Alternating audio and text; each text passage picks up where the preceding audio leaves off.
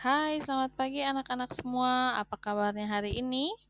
Selamat bertemu kembali bersama Ibu Kadek Dwi Ariesti dalam pembelajaran Pendidikan Agama Hindu dan Budi Pekerti untuk kelas 9 SMP.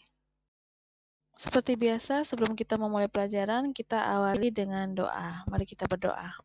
Om Swastiastu. Om Purwejato Brahmano Brahmacari, Dharma Muasana Stapa Sodatistat, Tasmajatam Brahmanam Brahma, Riestam Dewasca Sarwe Amritna Sakama. Ya Tuhan, muridmu hadir di hadapanmu. Oh Brahman yang berselimutkan kesaktian dan berdiri sebagai utama.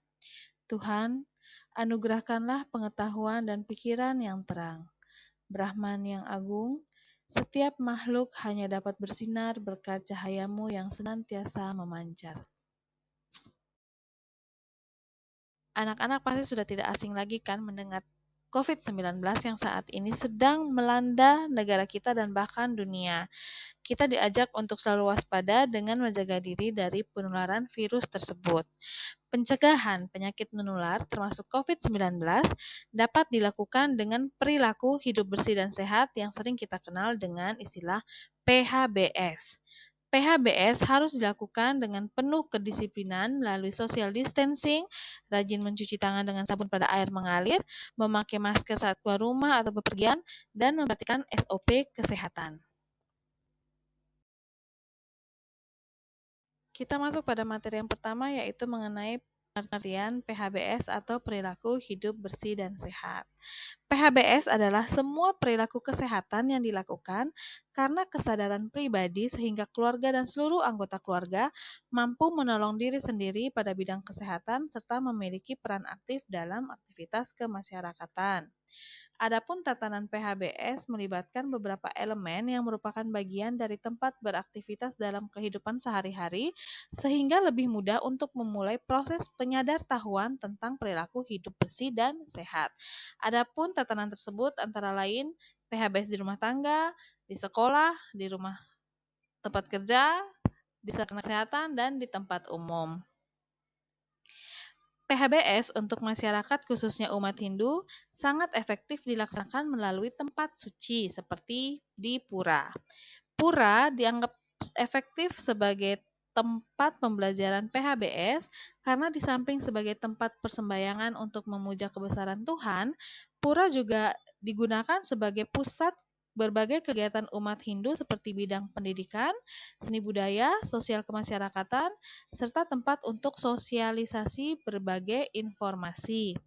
Oleh karena itulah, pura dianggap strategis dipergunakan sebagai tempat atau rumah perubahan perilaku menuju perilaku hidup bersih dan sehat. Pura yang sehat adalah tempat suci umat Hindu di mana pengelola dan umat yang datang bersembahyang dapat menerapkan perilaku hidup bersih dan sehat. Penerapan PHBS di pura memiliki tujuan untuk meningkatkan pengetahuan, sikap, dan perilaku umat Hindu dalam melaksanakan PHBS dan terciptanya lingkungan pura yang bersih dan sehat melalui pemberdayaan umat. Terciptanya pura yang sehat bila memenuhi beberapa hal sebagai berikut. Yang pertama, tempat cuci tangan dengan air mengalir dan sabun cuci tangan. Yang kedua, tersedia jamban yang bersih dan tersedia air bersih serta sabun. Yang ketiga, tersedia tempat sampah yang tertutup dan ada pembedaan atau pemilahan sampah.